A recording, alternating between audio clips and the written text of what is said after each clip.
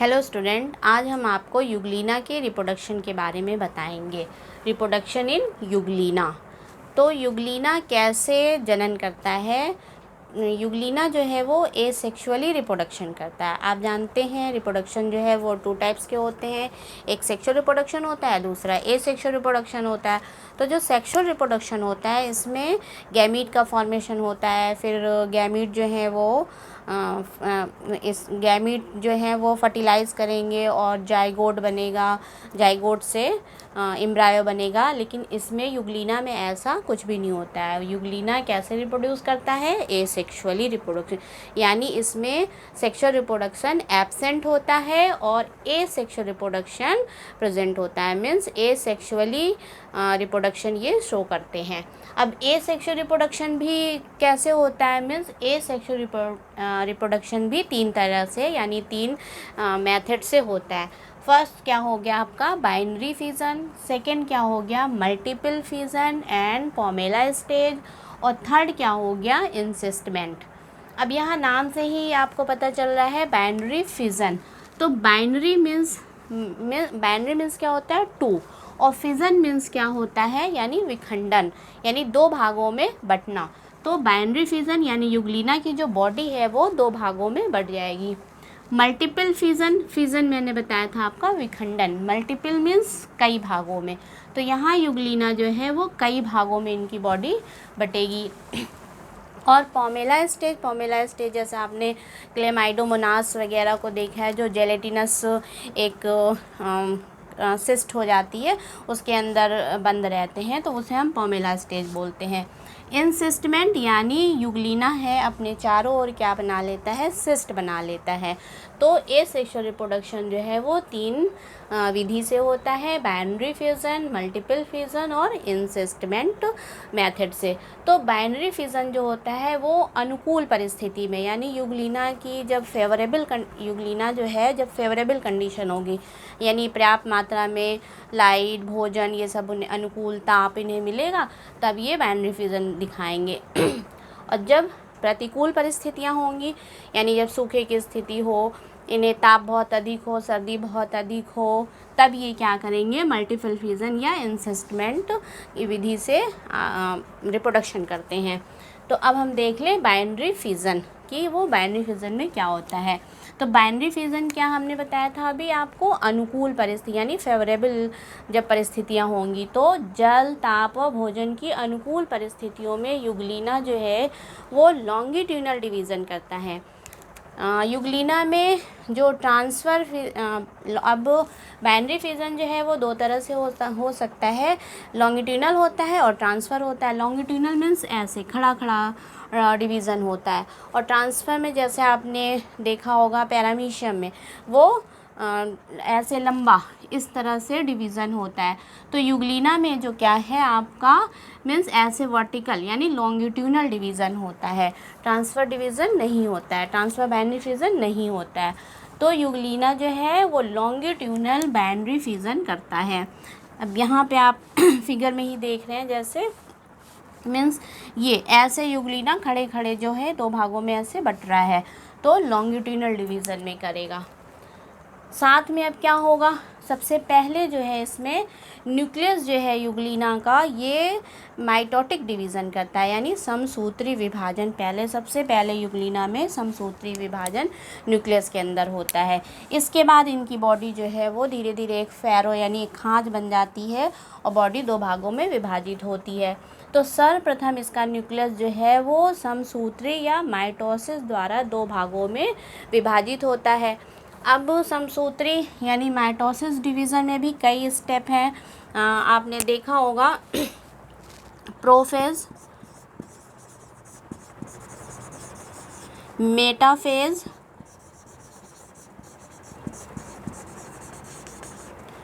तीसरा है आपका एनाफेज, और चौथा है आपका टीलोफेज। ठीक। ये 4 टीलोफेज। फिर क्या होगा, साइटोकाइनेसिस। साइटोकाइनेसिस जो होता है उसमें साइटोप्लाज्म का डिवीज़न होता है। तो ये जो है ये स्टेप है प्रोफेज, मेटाफेज, एनाफेज, टीलोफेज। इसमें क्या होगा, न्यूक्लियस डिवीज़न होगा। मीन्स इन फेज़ों से न्यूक्लियस जो है वो गुजरता हुआ डिवाइड होगा। तो प्रोफेज में क्या होता है, इनके जो न्यूक्ली हैं, न्यूक्लियस के अंदर क्या है, इंडोसोम्स, ये जो आप क्रोमोसोम्स देख रहे हैं ये इंडोसोम जो हैं ये डिवाइड होते हैं। तो प्रोफेज में क्या है कि इनकी मेम्ब्रेन, इसमें एक और बात है कि और सब में आपने डिवीज़न देखा होगा तो न्यूक्लियर जो मेम्ब्रेन है वो डिज़ोल्व हो जाती है। इसमें न्यूक्लियर मेम्ब्रेन अंत तक बनी रहती है। मीन्स टीलोफेज तक इनकी न्यूक्लियर मेम्ब्रेन बनी रहेगी, डिज़ोल्व नहीं होगी। तो इनके जो न्यूक्ली हैं या एंडोसोम हैं वो क्या होंगे, डिवाइड हो जाएंगे, दो डिवीज़न उसमें शुरू हो जाएगा। तो वो आपस में सबसे पहले सट जाएंगे और अर्धगुणसूत्र की तरह हो जाएंगे। अब ये दोनों अर्धगुणसूत्र जो है यानी क्रोमैटिड, अर्धगुणसूत्र बोलते हैं क्रोमैटिड को। तो ये दोनों क्रोमैटिड जो है मेटाफेज में क्या हो जाएंगे, बीच में आ जाएंगे। अब मेटाफेज में इसमें स्पैंडल नहीं बनते हैं। आपने जनरली जितने एनिमल के आपने देखे होंगे माइटोसिस, तो उसमें क्या होता है, स्पैंडल बन जाता है। तो इसमें स्पैंडल नहीं बनते। इसमें क्या होता है, माइक्रोट्यूब्यूल्स, न्यूक्लियस के अंदर क्या होते हैं, माइक्रोट्यूब्यूल्स होते हैं। तो उस माइक्रोट्यूब्यूल्स पे आके ये जो अर्धगुणसूत्र है यानी क्रोमैटिड है वो लग जाते हैं बीच में। तो बीच में लग जाएंगे, मीन्स ऐसे हैं। तो ये बीच में आके यहाँ पे इस तरह से लग जाएंगे, ये लग जाएंगे। तो मेटाफेज में आके बीच में माइक्रोट्यूब्यूल पे लग गए। अब एनाफेज में क्या होता है, ये दोनों जो अर्धगुणसूत्र यानी क्रोमैटिड थे वो पोल की तरफ, यानी दोनों अलग अलग पोल की तरफ खींचने लगेंगे और दोनों अलग अलग एनाफेज में पोल की तरफ चले जाएंगे। अब टीलोफेज में क्या है, जो इनकी न्यूक्लियर, मीन्स ये जो न्यूक्लियस था, अभी न्यूक्लियस डिवीज़न हो रहा है, तो इनका ये जो न्यूक्लियस था ये बीच में आ गए। अब यहाँ पे क्या है, ये बटने लगे। मीन्स न्यूक्लियर मेम्ब्रेन, ये न्यूक्लियस है। अब यहाँ पे एक फोरो बन जाएगी, यानी कंस्ट्रिक्शन यहाँ पे सिकुड़ेगा और ये 2 भागों में, न्यूक्लियस ऐसे 2 भागों में बट जाएगा, यानी 2 न्यूक्लियस बन जाएंगे। तो अब ये 2 न्यूक्लियस बन गए। अब ये 2 न्यूक्लियस जो हैं ये इसी यहाँ पे अब दोनों पोल की तरफ आ जाएंगे। मीन्स दोनों न्यूक्लियस अपने अपने डॉटर न्यूक्लियस की पोजीशन पे चले जाएंगे। अब जब न्यूक्लियस दोनों पोजीशन पे चले गए, अब इनमें क्या होगा, इनके जो और ऑर्गन्स हैं, यानी युग्लिना के जितने ऑर्गन्स हैं, जैसे फ्लैजिलम है, कॉन्ट्रैक्टाइल वैक्यूल है, स्टिग्मा है, साइटोफेरिंग्स है, आपके साइटोस्टोम है, रिजर्वायर है, इन सब ऑर्गन के डबल सेट हो जाएंगे। अब इनका फॉर्मेशन, यानी ये तो हो गया, अभी बटा नहीं है, मीन्स ये दोनों, इसमें अभी क्या हुआ, न्यूक्लियर डिवीज़न हुआ, सिर्फ न्यूक्लियस आपका डिवाइड हुआ है 2 भागों में। अब यहाँ पे ये देखिए रिजर्वायर, एक और रिजर्वायर बन गई, एक यहाँ पे रिजर्वायर बन गई, एक स्टिग्मा ये हो गया, एक स्टिग्मा ये बन गया, एक यहाँ पे आपका कॉन्ट्रैक्टाइल वैक्यूल है, एक ये कॉन्ट्रैक्टाइल वैक्यूल है, और ये फ्लैजिलम, एक ये फ्लैजिलम, यानी सभी ऑर्गन्स के डबल सेट बन जाएंगे। अब डबल सेट बन गए। इसके बाद क्या होगा, अब साइटोकाइनेसिस डिवीज़न होगा। साइटोकाइनेसिस यानी साइटोप्लाज्म का डिवीज़न। अब साइटोप्लाज्म जब डबल सेट हो जाएंगे तब साइटोप्लाज्म का डिवीज़न होगा। साइटोप्लाज्म के डिवीज़न को हम क्या बोलते हैं, साइटोकाइनेसिस बोलते हैं। तो अब साइटोकाइनेसिस डिवीज़न में क्या है, एक खांच बनने लगती है। मीन्स कैसी, लॉन्गिट्यूनल खांच, यानी लॉन्गिट्यूनल फैरो बनने लगती है। तो ये फैरो जो है धीरे धीरे गहरी होती जाती है। ये देखिए यहाँ पे ये थोड़ी, ये यहाँ तक बनी है, फिर ये धीरे धीरे आपकी गहरी होते जाएगी और युग्लिना जो है डॉटर युग्लिना बना लेगा। मीन्स 2 भागों में बट गया, ये डॉटर युग्लिना बन जाएगा। तो ये तो था इनका बाइनरी फिजन। तो क्या होता है बाइनरी फिजन में, सबसे पहले जो है न्यूक्लियस जो है वो माइटोटिक डिवीज़न से 2 भागों में विभाजित हो जाता है। साथ में शरीर के साथ ही साथ क्या होगा, शरीर के अगले भाग में क्या है, सभी अंग, जैसे क्या फ्लैजिलम, रिजर्वायर, साइटोफेरिंग, साइटोस्टोम और स्टिग्मा के 2 सेट बन जाते हैं, मीन्स डबल हो जाएंगे। इसके बाद क्या हो गया, शरीर के अगले सिरे पे लॉन्गिट्यूनल खांच, मीन्स अब क्या होगा, यहाँ पे साइटोकाइनेसिस डिवीज़न शुरू हो गया।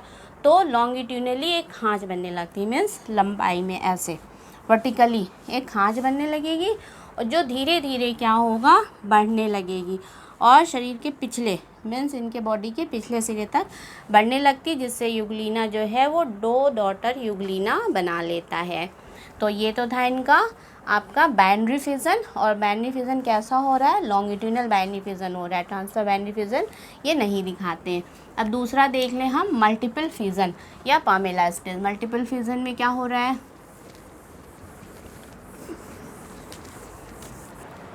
मल्टीपल फिजन और पामेला स्टेज में क्या होता है, मीन्स लॉन्गिट्यूडनल डिवीज़न तो करते हैं लेकिन ढेर सारे, मीन्स 2 डॉटर युगलीना ना बन के कई डॉटर युगलीना। मल्टीपल जैसे आप जानते हैं, मल्टीपल माने बहुत ढेर सारे, तो बहुत ढेर सारा इनका विखंडन होता है यानी मल्टीपल फिजन में।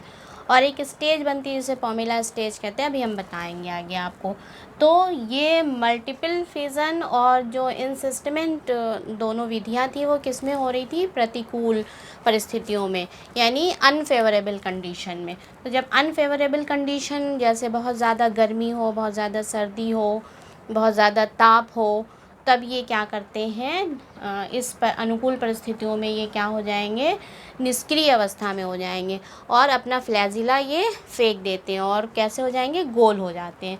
तो प्रतिकूल परिस्थितियों में निष्क्रिय अवस्था में युगलीना अपना फ्लैजिलम फेंक कर गोल हो जाता है और अपने चारों ओर क्या बना लेता है, म्यूसिलिजिनस सीथ या कोट बना लेता है। तो म्यूसिलिजिनस सीथ या एक कोट बन जाती है, उनके ऊपर एक म्यूकस की एक कवरिंग होती है जिसे हम म्यूसिलिजिनस सीथ बोलते हैं या म्यूसिलिजिनस कोट बोलते हैं, बना लेता है। इस अवस्था में यह लंबाई में विभाजित होकर मीन्स लॉन्गिट्यूडनल डिवीज़न ही करेगा। 2 से 32 तक डॉटर युगलीना बना लेते हैं। अब ये डॉटर युगलीना जो बन जाते हैं, बना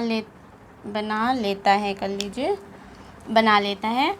अब जब प्रतिकूल परिस्थितियाँ ख़त्म हो जाएंगी और जब अनुकूल परिस्थितियाँ आएंगी यानी फेवरेबल कंडीशन जब आएगी, इनके अनुकूल परिस्थितियाँ आएंगी, तो ये सिस्ट जो है वो फट जाती है यानी ये जो सीथ है वो फट जाएगी और युगलीना जो है, जो डॉटर युगलीना थे वो बाहर आ जाएंगे और अपना फ्लैजिलम बना के सक्रिय अवस्था में आ जाएगा। तो अब यहाँ पे हम देख लें, फिगर से आपको समझा दें कि मीन्स युगलीना क्या करता है, जब इनकी अनफेवरेबल कंडीशन यानी प्रतिकूल परिस्थितियाँ, बहुत ज़्यादा सर्दी गर्मी होती है, तो अपना फ्लैजिलम क्या करता है, फेंक देता है और गोल हो जाता है।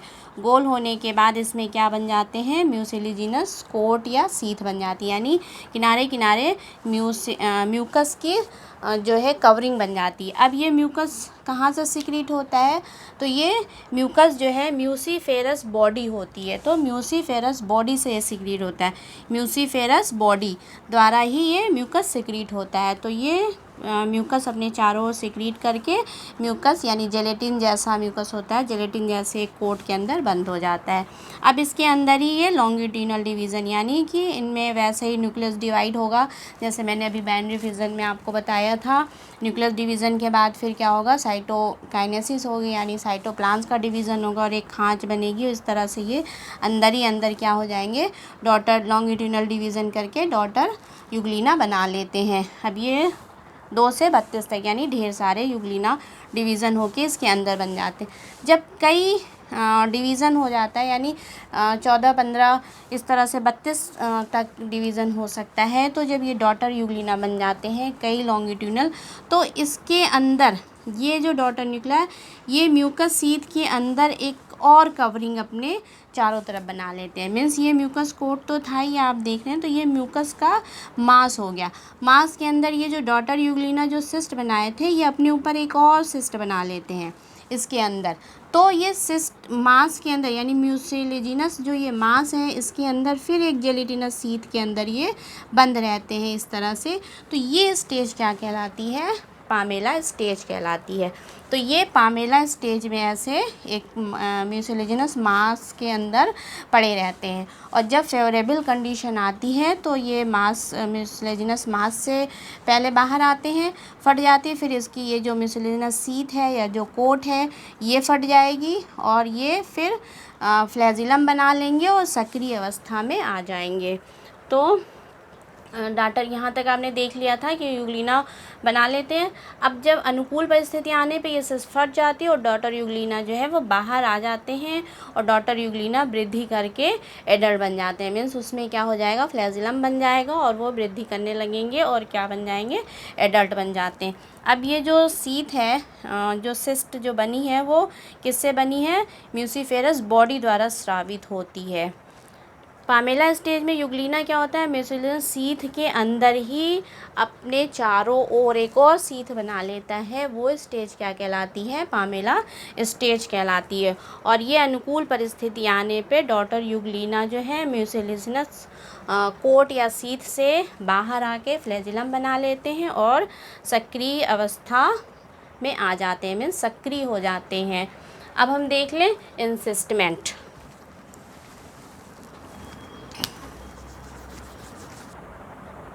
इंसिस्टमेंट में क्या होता है कि ये भी किस दशा में हो रही थी, प्रतिकूल परिस्थितियों में, बहुत ज़्यादा सूखा, बहुत ज़्यादा सर्दी या भोजन की कमी होती है, तब ये इंसिस्टमेंट दिखाते हैं। मीन्स इसमें भी क्या है, जैसे म्यूसिलेजिनस सीथ बनती थी वैसे ही क्या हो जाती है, सिस्ट बन जाती है, यानी उसके ऊपर एक कोट बन जाता है जिसे हम सिस्ट बोलते हैं। सिस्ट के अंदर ये बंद रहते हैं और उसी में डिवीज़न कर लेते हैं। तो सूखे की अवस्था में या भोजन की कमी में यूग्लिना क्या करता है, अपने चारों ओर एक सिस्ट बना लेता है। इस अवस्था में यह निष्क्रिय रहता है और फ्लैजिलम इसके क्या होते हैं, वो गायब हो जाते हैं, लुप्त हो जाते हैं और यूग्लिना कैसा हो जाता है, गोल हो जाता है। मीन्स अपने फ्लैजिलम को ये फेंक कर गोल हो जाता है और अपने चारों ओर सिस्ट बना लेता है। अब सिस्ट का रंग कैसा होता है, लाल होता है या पीला भूरे कलर की सिस्ट होती है। तो ये सिस्ट का रंग लाल या पीले भूरे रंग का होता है। अब यह सिस्ट जो है अनफेवरेबल कंडीशन में जंतु की रक्षा के साथ साथ, मीन्स ये सिस्ट की जो कवरिंग हो गई अनफेवरेबल कंडीशन यानी प्रतिकूल परिस्थितियों में, ये इसकी रक्षा करती है, यूग्लिना को सेफ रखती है। और रक्षा करने के साथ साथ क्या करती है, ये एक बीजाणु की तरह काम, जैसे एक जगह से दूसरे जगह डिस्पर्सल में भी ये काम करती है, मीन्स एक स्थान से दूसरे स्थान में जाने में भी काम करती है। तो ये सिस्ट क्या काम करती है, अनफेवरेबल कंडीशन में जंतु की रक्षा के साथ साथ एक स्थान से दूसरे स्थान तक ले जाने में भी सहायता करता है। अब जब अनुकूल परिस्थितियाँ आएंगी, यानी जब इनकी फेवरेबल कंडीशन आएगी, तब ये सिस्ट क्या होगी, फट जाएगी और जंतु जो है पुनः सक्रिय हो जाएगा, इनके फ्लैजिलम बन जाएंगे और वो सक्रिय जीवन व्यतीत करने लगेगा। जैसे एडल्ट यूग्लिना रहता है वैसे ये रहने लगेगा। तो ये सिस्ट के अंदर एक यूग्लिना भी इस तरह से सिस्ट बना के प्रतिकूल परिस्थितियों से बच सकता है और इसके अंदर ये रिप्रोडक्शन भी करता है, मीन्स लॉन्गिट्यूडनल डिवीज़न भी करता है। तो ये सिस्ट क्या काम करती है, इनके प्रतिरक्षा के भी काम करती है और साथ साथ क्या है, ये प्रकीर्णन यानी एक जगह से दूसरे जगह भी पहुंच जाती है, एक स्थान से दूसरे जगह भी ये पहुंचाने का भी काम करती है। तो ये था इनका आपका रिप्रोडक्शन, तीनों हो गया। Thank you.